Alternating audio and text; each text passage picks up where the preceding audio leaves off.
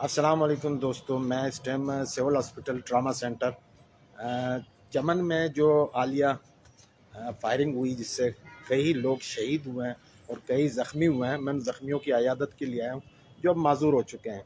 बहुत अफसोस की बात है, बहुत दुख की बात है कि पूरे पाकिस्तान की मीडिया इस पर खामोश बैठी हुई है। और यकीन माने कि एक सहाफ़ी अरशद शरीफ के नाम से किनिया में शहीद किया गया, तो उसके लिए इतनी इंक्वायरी टीमें बनी हैं कि पूरे दुनिया पश्तून अफगान के कातिल वाज़ेह हैं, कोई भी इस चक्कर में ना रहे। ये जो पश्तून अफगान शहीद किए जाते हैं कहीं भी, ये इनके कातिल वक्तों से पश्तून नस्ल कुशी में लगे हैं। ये कहीं से भी हो, चाहे यहाँ से वहाँ से जहाँ से, इनके कातिल वाज़े हैं। ये मैं आप सबको वाज़े तौर पे बता दूं कि पश्तून अफगान के कातिल उनकी नस्ल कुशी में लगे हैं।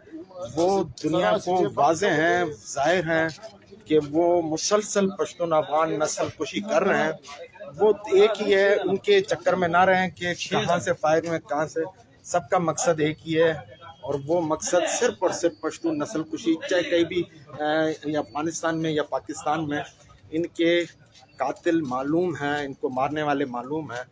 बेगुनाह पश्तून अफगानों का कत्लेआम पूरे खित्ते में शुरू है, और इस कत्लेआम के पीछे कौन है? ये वही लोग हैं जो मुसलसल पश्तूनों की नस्ल कुशी कर रहे हैं, मुख्तलिफ नामों से, मुख्तलिफ शक्लों में, मुख्तलिफ हालात में। ये चीज़ वाज़े है कि वही क़ुव्वतें हैं जो पश्तून अफगान की नस्लें 50 साल से लगे हैं मुसलसल नस्ल कुशी में।